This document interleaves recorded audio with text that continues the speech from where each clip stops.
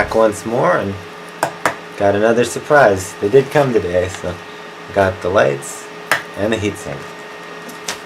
I'll cut to the lights afterwards because I got to set up some stuff with the power and all that stuff so I can show them off.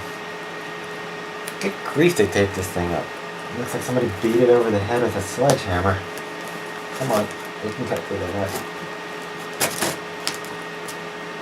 I don't know what they're using in this thing, but typical United States Postal Service packaging. Torn all the crap and bandaged up to look like it was supposed to be in a bar brawl. Good grief. I think this is the heatsink. Should be. Okay, you don't need to see that. That's private information. Ah. Ouch. I hear brackets. And there you go. This is the Sigmatech Gaia SD1283, something like that. So I can get the reflection off there so you can see it a little better. Good enough. Okay. And these little air packages that I like to step on and make a bunch of racket with. I'll keep those for later. It's another good shipping box for the stuff I'm selling too. Looks like somebody already ripped into it. Good grief. Alright, first off we have, let me zoom in a bit. Wait, I can do that with the remote. I gotta use the remote just because.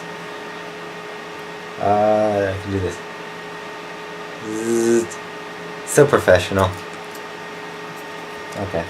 Anyway, we have the mounting brackets for. No, this is the back plate.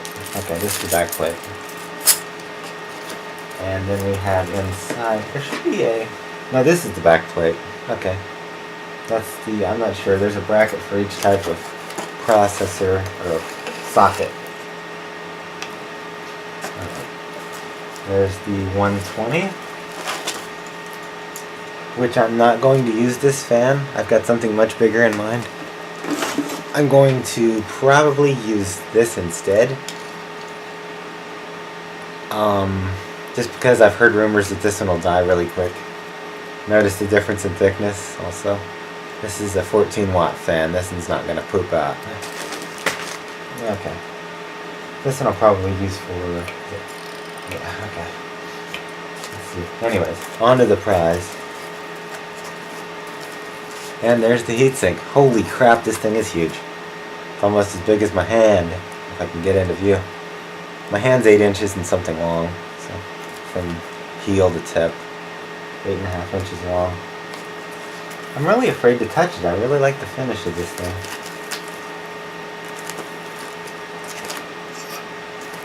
Looks very nicely done. I hope that's planed to the same thickness.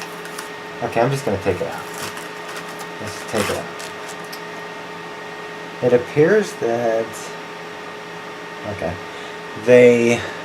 This is one of those direct contact heat sinks, so it's got... I have to zoom that back out.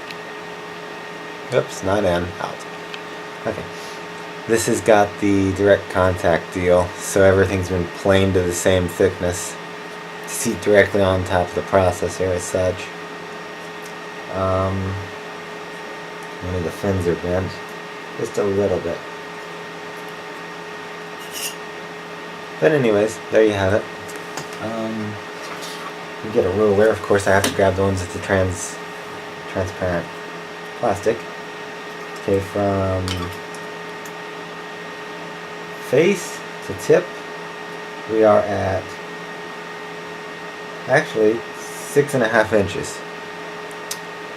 Not that you can actually see it, but I have to take my word for it. 6.5 inches. Actually, a lot lighter than I thought it would be too. Huh. Yeah. Triple heat pipe. I'm assuming it's filled with green gas or something like that. I'm not sure really what the purpose of heat pipes